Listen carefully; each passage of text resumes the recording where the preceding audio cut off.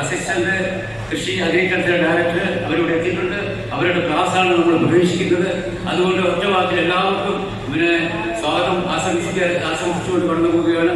എറണാകുളം ജില്ലാ പ്രതിനിധിയുള്ള ഈ സംസ്ഥാന കമ്മിറ്റിയുടെ ഉപാധ്യക്ഷൻ അഡ്വക്കേറ്റ് ബാബുജി ഈശോ, അതുപോലെ തന്നെ ഈ സംഘടനയുടെ ഏറ്റവും സീനിയറായ ഈ മുഹമ്മദ് പണിക്കൽ. അദ്ദേഹത്തെ സംബന്ധിച്ച് നമുക്കറിയാം, നിങ്ങൾ പത്രങ്ങളിലും ചാനലുകളൊക്കെ കണ്ടു. രാഷ്ട്രപതിയുടെ ഏറ്റവും നല്ല സാമൂഹിക പൊതുജന പ്രവർത്തനം, സാമൂഹിക പ്രവർത്തനമായി മൂവാറ്റുപുഴയിലും എറണാകുളം ജില്ലയിലും നല്ല സജീവ രംഗത്ത് ആളുകൾക്ക് ഉപകാരപ്രദമായ കാര്യങ്ങൾ ചെയ്തുകൊണ്ട് മുന്നോട്ട് പോയതിന്റെ അടിസ്ഥാനത്തിൽ കേരള കൗമുദിയുടെ അടിസ്ഥാനത്തിൽ നടത്തിയ ഒരു പഠനത്തിന്റെ അടിസ്ഥാനത്തിൽ കേരള കൗമുദി അദ്ദേഹത്തെ അവാർഡ് കൊടുത്ത് ആദരിച്ചു.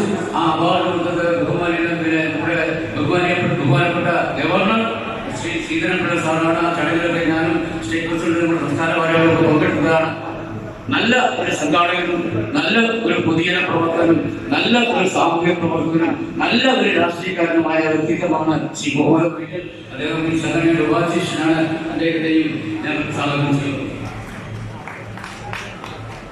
നമ്മുടെ പത്തനംതിട്ട ജില്ലയുടെ പ്രസിഡന്റ് അഡ്വക്കേറ്റിനെ സംബന്ധിച്ച് നമ്മൾ സൂചിപ്പിക്കേണ്ട കാര്യമില്ല. പത്തനംതിട്ടക്കാർക്കൊക്കെ അറിയാം. നല്ല രീതിയിൽ ചുരുങ്ങിയ കാലമായുള്ള ആ ജില്ലയുടെ പ്രസിഡന്റ് സ്ഥാനത്ത് വന്നെങ്കിലും ചുരുങ്ങിയ കാലമുള്ള പത്തനംതിട്ട ജില്ലയിൽ നമ്മുടെ കൃഷി ഓഫീസറെ വളരെ ഒരു ഗംഭീരമായ പഠനക്കളരി ഇവിടെ നടത്തുന്നതാണ്. പക്ഷെ രണ്ട് കാര്യം ഞാൻ ഓർമ്മിക്കാം. മുരളീധരൻ ഉദ്ഘാടനം കഴിഞ്ഞു.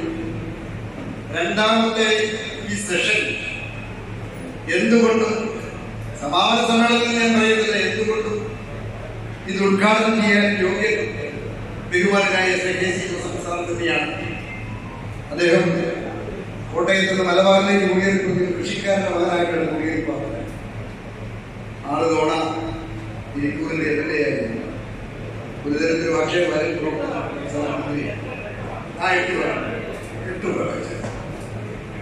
അപ്പം കർഷകരുടെ പ്രതിനിധിയായി ഞാനിങ്ങോട്ടേക്കാണ്. എന്റെ എണ്ണം തെറ്റിപ്പോയി. ഞാൻ ദീർഘമായ ഒരു പ്രസംഗം നടത്തുന്നില്ല. പക്ഷെ ഒന്നാന്തരം വിഷയങ്ങളെടുത്ത് ഒരു സ്റ്റേറ്റ് കോൺഗ്രസ് കമ്മിറ്റിയുടെ നിലവാരത്തിൽ കർഷക കോൺഗ്രസ് വിഷയങ്ങൾ ചർച്ച ചെയ്തു. നെല്ലിന്റെ വിഷയം ചർച്ച ചെയ്യാൻ ആലപ്പുഴക്കാരൻ കൊണ്ടുവന്നു. സ്പൈസസിന്റെ വിഷയം ചർച്ച ഇടുക്കിക്കാരൻ കൊണ്ടുവന്നു. തെങ്ങിന്റെ വിഷയം സംസാരിക്കാൻ റിട്ടയർഡ് പ്രൊഫസർ കൊണ്ടുവന്നു.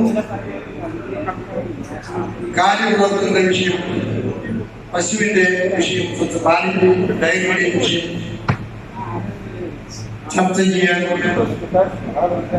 നമ്മുടെ കൊല്ലക്കാരൻ കൊണ്ടുവന്നു. കശുവണ്ടിയുടെ വിഷയം സംസാരിക്കാൻ കണ്ണൂരുകാരൻ കൊണ്ടുവന്നു. ഫലപ്രദമായ ചർച്ച വിദഗ്ധമായി വളരെ പഠിച്ചതിന് ശേഷമാണ് ഇവർ അവതരിപ്പിച്ചത്. നമ്മുടെ ഈ ക്യാമ്പിന്റെ ഔട്ട്കം എന്ന് പറയുന്നത്, ഈ ക്യാമ്പിൽ നമ്മൾ മുന്നോട്ട് പോകുമ്പോൾ രണ്ട് ദൗത്യമാണ് നമുക്കുള്ളത്. രണ്ട് ദൗത്യം. ഒന്ന്, കൃഷിക്കാരെ കോൺഗ്രസ് കൂടെ നോക്കണം. ഇന്ത്യയിലെ കൃഷിക്കാർക്ക് മുഖ്യധാര രാഷ്ട്രീയ പാർട്ടികളോട് താല്പര്യമില്ല. അതല്ലേ സ്വതന്ത്ര കർഷക കൂടിയിരിക്കുന്ന അദ്ദേഹത്തിന്റെ നിരീക്ഷണമെ പ്രതിക്കുക. ഒരു 7 പേര് ഒന്നിച്ചു നിന്നാൽ വിഷയങ്ങൾ ചർച്ച ചെയ്താൽ പ്രസ്താവനകളൊക്കെ കൂടും, അഭിപ്രായങ്ങൾ പറയുമ്പോഴും രാഷ്ട്രീയ അഭിപ്രായങ്ങൾ പറയുമ്പോൾ പരസ്പരം ചർച്ച ചെയ്തിട്ട് യോഗ്യന്മാരും നേതാക്കൾ പലരും ചർച്ച ചെയ്തിട്ടായാലും തർക്കം ഉണ്ടാക്കില്ല. ആരോടെങ്കിലും മുഖ്യമന്ത്രി ആകട്ടെ, അതൊക്കെ രണ്ടാം ഘട്ടമാ. ആ തർക്കത്തിലേക്ക് ഞാൻ കിടക്കുന്നില്ല. മിടുക്കന്മാരായ 4-5 പേര് കോൺഗ്രസിന്റെ മുഖ്യമന്ത്രിമാരുണ്ടോ? അതാണുണ്ട്. ഈ സംഘടന ശക്തിപ്പെടുത്താൻ കോൺഗ്രസ് എന്റെ സഹപ്രവർത്തകനായിരുന്ന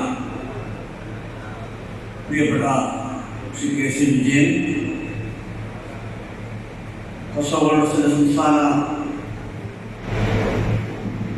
general secretary Shri AD Saboos, block Congress committee president Shri Girish Kumar. നെല്ല് വിറ്റ് കഴിഞ്ഞാൽ പണം ലഭിക്കുന്നില്ല. അടുത്ത കൃഷിയാകുമ്പോൾ കൃഷികൾ വീണ്ടും വായ്പ വേണ്ടി വരുന്നു. ഇതെങ്ങനെയാണ് പ്രതീക്ഷാസ്ത്രപരമാകുന്നത്? സംസ്ഥാന ഗവൺമെന്റ് പ്രാഥമികമായ ചുമതല ഉത്തരവാദിത്വവുമാണ്. കാർഷിക മേഖലയ്ക്ക് വേണ്ടിയുള്ള സംരംഭങ്ങളിൽ ആത്മാർത്ഥമായ ഇടപെടൽ ഉണ്ടാകണം. ഇന്ന് അങ്ങനെ ഉണ്ടാകുമെന്ന് പറയുന്നത് രാഷ്ട്രീയമായി കുറ്റപ്പെടുത്താൻ പറയുന്നത് യാഥാർത്ഥ്യമാണ്. കൃഷിക്കാരാകെ പ്രയാസത്തിൽ